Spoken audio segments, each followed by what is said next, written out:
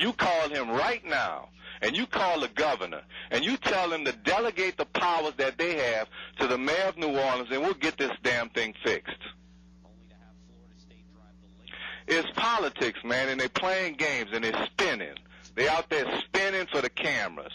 But can't they just, if nothing else, look at 25% of their energy coming from the state is not flowing through the pipelines? We're on the verge of anarchy. Can't they understand that if nothing else, they're going to be hurt politically? I don't know what they're doing. I mean, the air conditioning must be good because I haven't had any in 5 days. And maybe there's some smoke coming out of the air conditioning units that's clogging some folks' their vision. Have you talked with the president? I've talked directly with the president. I've talked to the head of the Homeland Security. I've talked to everybody under the sun. I've been out there, man. I flew these helicopters, been in the crowds, talking to people, crying, don't know where their relatives are. I've done it all, man, and I tell you, man, Garland, I keep hearing that it's coming. This is coming, that is coming. And my answer to that today is BS. Where is the beef? Because there is no beef in this city. There's no beef anywhere in southeast Louisiana. And these goddamn ships that are coming, I don't see them. What did you say to the President of the United States, and what did he say to you? I basically told him we had an incredible crisis here, and that his flying over in Air Force One does not do it justice.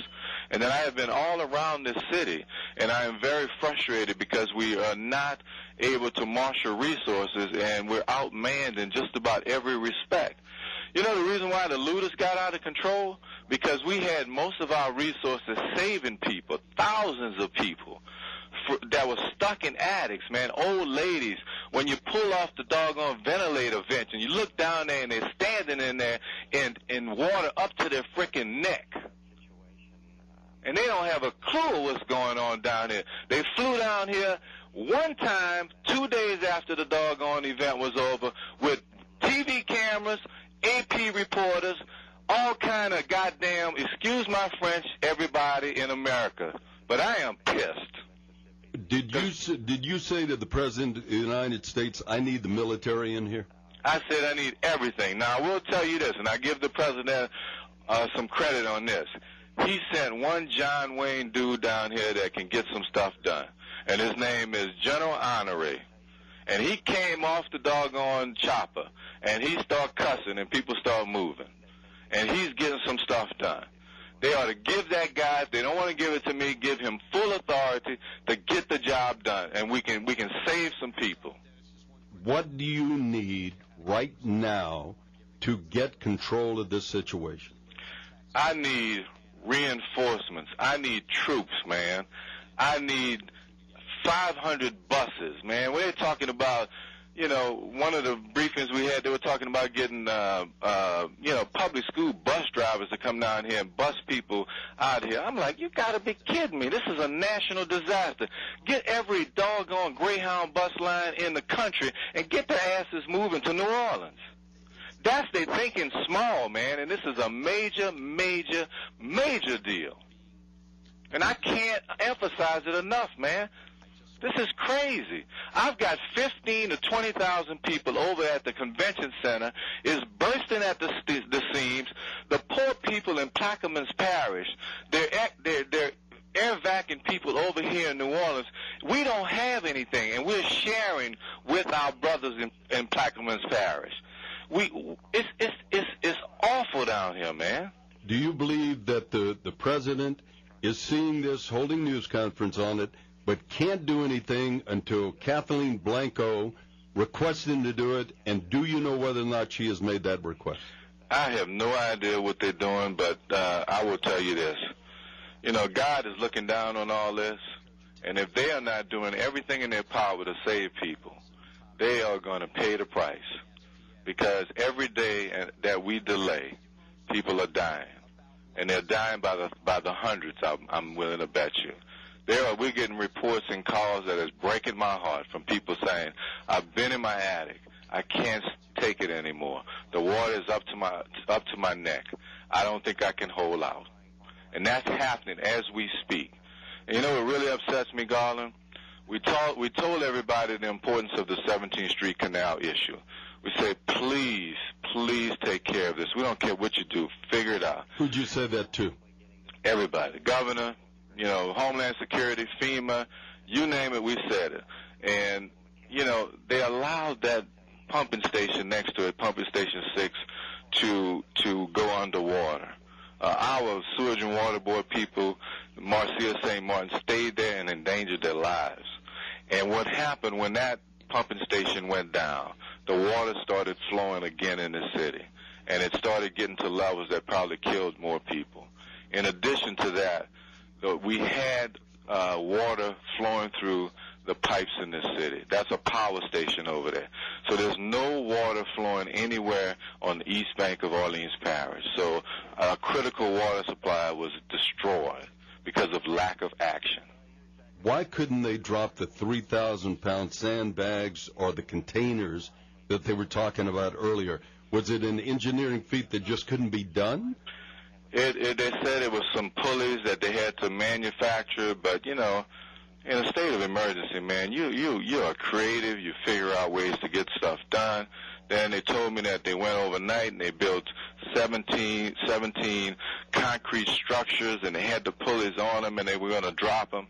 I flew over that thing yesterday, and it's in the same shape that it was after the storm hit. There is nothing happening. And they're feeding the public a line of bull, and it's spinning, and people are dying down here. If some of the public called, and they're right, that there's a law that the president, that the federal government can't do anything without local or state request, would you request martial law? I've already called for martial law in the city of New Orleans. We did that a few days ago. Did the governor do that too? I don't know. I don't think so. But we called for martial law when we realized that the looting was getting out of control, and we redirected all of our police officers back to patrolling the streets. They were dead tired from saving people, but they worked all night because we thought this thing was going to blow wide open last night. And so we redirected all of our resources, and we held it under check. I'm not sure if we can do that another night with the current resources. And I am telling you right now, they're showing all these reports of people looting and doing all that weird stuff, and they are doing that. But people are desperate, and they're trying to find food and water, the majority of them.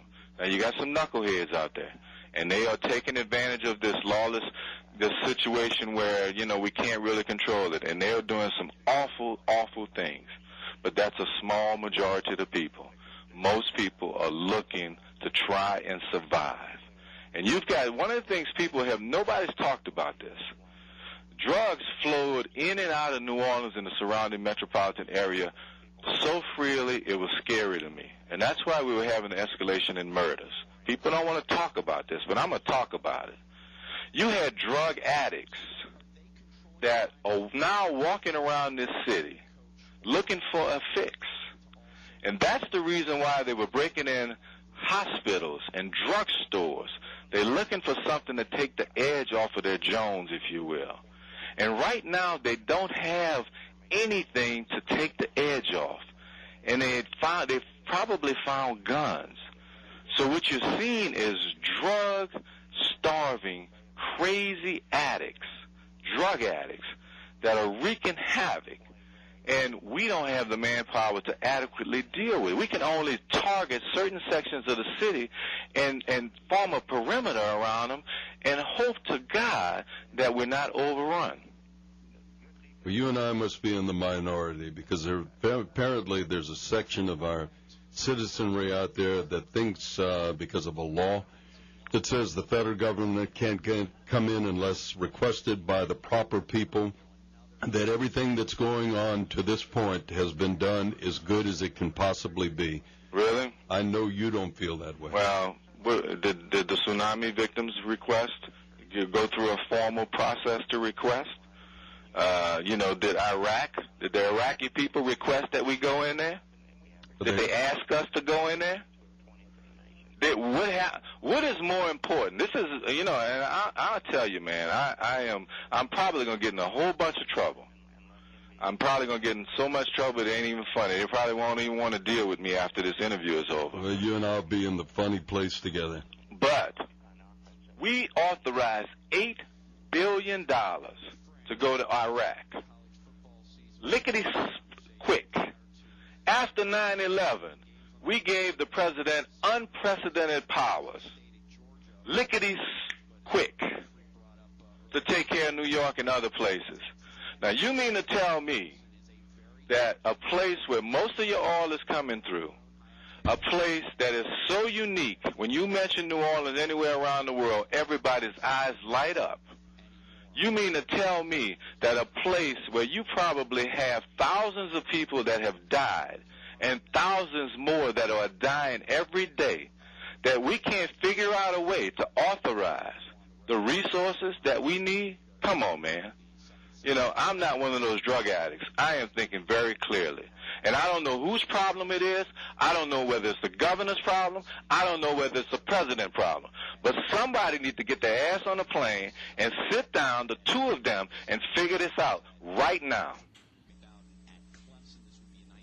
What can we do here? Keep talking about it. Okay. We'll do that. What else can we do? Organize people to write letters, make calls to their congressmen, to the president, to the governor. Flood their doggone offices with requests to do something. This is ridiculous. And I don't want to see anybody do any more goddamn press conferences. Put a moratorium on press conferences. Don't do another press conference until the resources are in this city, and then come down to this city and stand with us when there are military trucks and troops that we can't even count. Don't tell me 40,000 people are coming here. They're not here. It's too doggone late. Now get off your asses and let's do something, and let's fix the biggest goddamn crisis in the history of this country. And I'll say it right now, you're the only politician that's called for arms like this. And if whatever it takes, the governor, president, whatever law precedent it takes, whatever it takes, I bet that the people listening to you are on your side. Well, I hope so, Garland. I'm at the point now where it don't matter. People are dying. They don't have homes. They don't have jobs. The city of New Orleans will never be the same. In this time.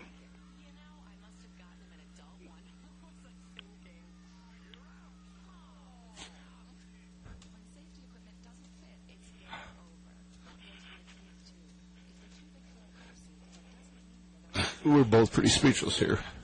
Yeah, I don't know what to say. I gotta go. Okay. Keep in touch. Keep in touch.